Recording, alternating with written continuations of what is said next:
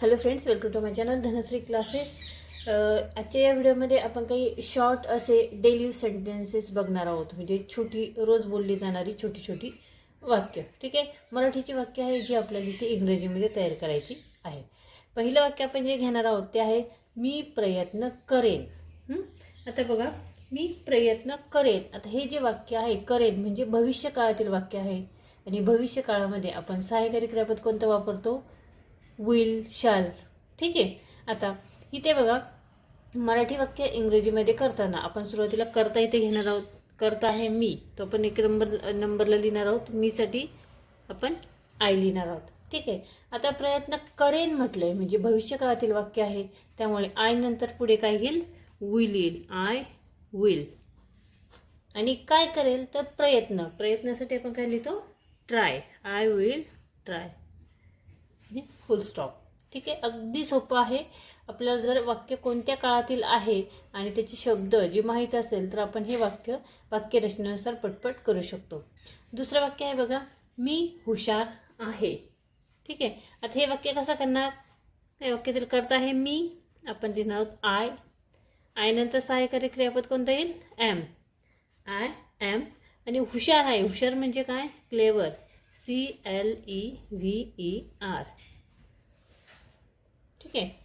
पुढचं वाक्य बघा, माझ्या बरोबर चल. माझ्या बरोबर चल. हे वाक्य कसं लिहिणार आपण? चालणे, बरोबर चालणे म्हणजे कम विथ. माझ्या बरोबर म्हटलं म्हणजे विथ मी.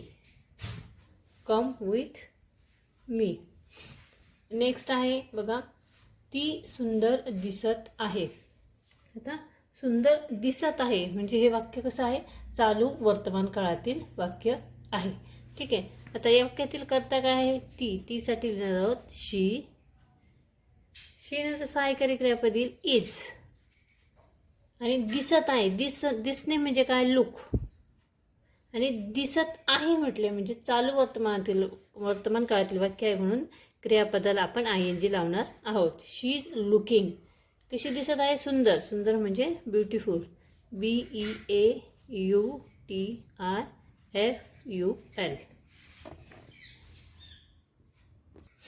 त्यानंतर पुढचं वाक्य बघा, ते माझे मित्र आहेत. या वाक्यातील कर्ता आहे ते साठी काय लिहिणार आहोत आपण? दे. आता दे नंतर काय येईल?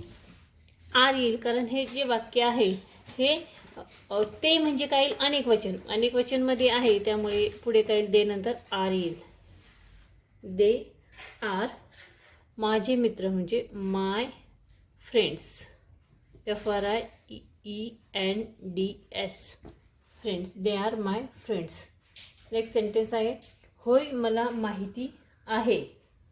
होय मला माहिती आहे. होयसाठी म्हणजे लिहिणार आहोत आपण एस. त्यानंतर कॉमा. आणि मला माहिती आहे, मला म्हणजे आय आणि माहिती असते म्हणजे नो. KNOW. आणि लास्ट सेंटेन्स बघूया, मला आवडत नाही. मला आवडत नाही हे वाक्य कसं लिहिणार? मला म्हणजे आय. आवडत नाही म्हणजे डोंट. आणि आवडणे म्हणजे like. I don't like it. ठीक आहे. या पद्धतीने आपण इथे काही अशी शॉर्ट असे सेंटेन्सेस बघितले आहेत जी डेली वापरली जातात. रोजच्या बोलण्यामध्ये आपले ही नेहमी अशी वाक्य येतात आणि तीच वाक्य आपण इथे मराठीची वाक्य इंग्रजीमध्ये तयार केलेली आहेत. हा व्हिडिओ कसा वाटला कमेंट्स करून नक्की कळवा. व्हिडिओ आवडला तर व्हिडिओला लाईक करा, शेअर करा आणि चॅनलवर तुम्ही नवीन असाल तर चॅनल नक्की सबस्क्राईब करा. पुन्हा भेटूया पुढच्या व्हिडिओमध्ये.